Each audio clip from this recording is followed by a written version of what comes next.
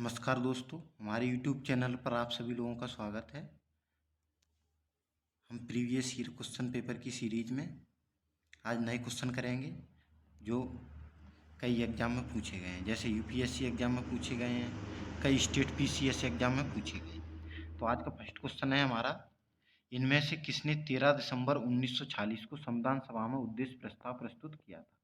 Option A Jawaharlal Nehru, option B Rajendra Prasad, option C B R Ambedkar, option D Alladi Krishnaswami Ayyar. किसने उद्देश्य प्रस्ताव प्रस्तुत किया था 13 दिसंबर 1940 को?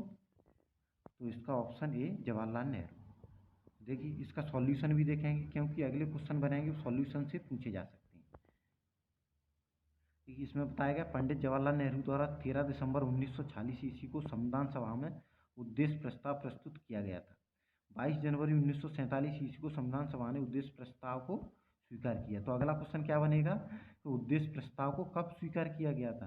कब स्वीकार किया गया था? 22 जनवरी 1947। ये एनडीए एग्जाम में पूछा गया क्वेश्चन है, तो आगे भी पूछा जा सकता है और इसका सॉल्यूशन भी पूछा जा सकता है, इसलिए इसको भी आपको कॉपी पेन अगर लिए बैठे हैं तो इसको लिख लेना है, पॉइंट को नोट कर लेना है।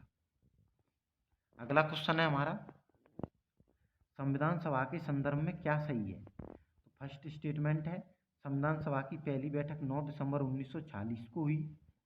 सेकंड स्टेटमेंट है इसके प्रथम स्थायी अध्यक्ष डॉक्टर सच्चिदानंद सिन्हा थे। थर्ड स्टेटमेंट है मुस्लिम लीग ने संविधान सभा की प्रथम बैठक का बहिष्कार किया। तो इसमें कौन कौन से स्टेटमेंट सही है? देखिए फर्स्ट स्टेटमेंट सही है बिल्कुल, क्योंकि संविधान सभा की पहली बैठक 9 दिसंबर 1940 को ही हुई थी। सेकंड स्टेटमेंट गलत है, क्योंकि इसके प्रथम स्थायी अध्यक्ष डॉक्टर सच्चिदानंद सिन्हा नहीं थे। सच्चिदानंद सिन्हा इसके अस्थायी अध्यक्ष बनाए गए थे, जबकि स्थायी अध्यक्ष थे डॉक्टर राजेंद्र प्रसाद। इसलिए इसको भी याद करके रखना। थर्ड स्टेटमेंट बिल्कुल सही है, मुस्लिम लीग ने संविधान सभा की प्रथम बैठक का बहिष्कार किया था। तो इसका आंसर कौन सा होगा? Option B, first and third. तो सेकंड स्टेटमेंट गलत हो गया। देखो इसका सॉल्यूशन भी दिया गया है। संविधान सभा की पहली बैठक 9 दिसंबर 1940 ईस्वी को हुई थी। इसके प्रथम अस्थायी अध्यक्ष डॉक्टर सच्चिदानंद सिन्हा थे। 11 दिसंबर 1940 ईस्वी को हुई बैठक में डॉक्टर राजेंद्र प्रसाद को संविधान सभा का प्रथम स्थायी अध्यक्ष चुना गया। मुस्लिम लीग ने संविधान सभा की प्रथम बैठक का बहिष्कार किया था। कैबिनेट मिशन योजना के आधार पर नवंबर 1940 में संविधान सभा का गठन हुआ।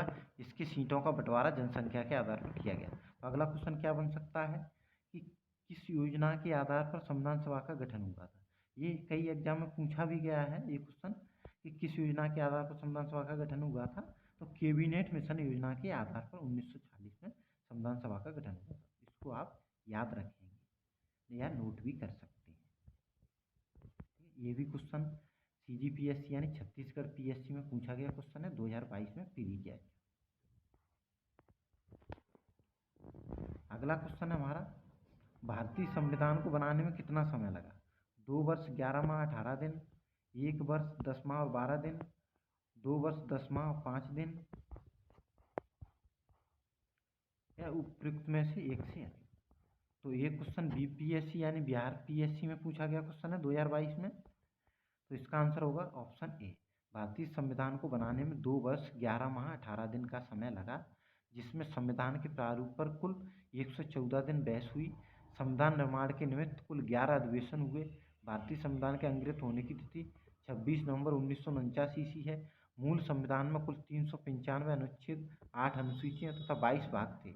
वर्तमान अनुसूचियों की संख्या 12 है। तो कितनी इन्फॉर्मेशन मिली आपको इस सॉल्यूशन से? देखिए कितनी, एक तो संविधान बनाने में कितना समय लगा वो इन्फॉर्मेशन मिली, और कितने अधिवेशन हुए ये भी क्वेश्चन पूछा जा सकता है। तो टोटल कितने अधिवेशन हुए? 11 अधिवेशन हुए। और कब अंगीकृत हुआ? 26 नवंबर 1949।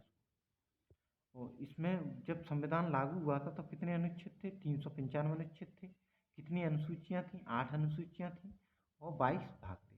अब अनुसूचियों की संख्या 12 हो गई। तो बहुत ज़्यादा इन्फॉर्मेशन मिली है और आगे इस इन्फॉर्मेशन से क्वेश्चन पूछे जा सकते हैं, इसलिए ये सीरीज बहुत इंपॉर्टेंट हो जाती है आप लोगों के लिए। और आप लोगों को चैनल को सब्सक्राइब करके रखना है, जिससे आने वाले वीडियो आप लोगों तक पहुंच सके।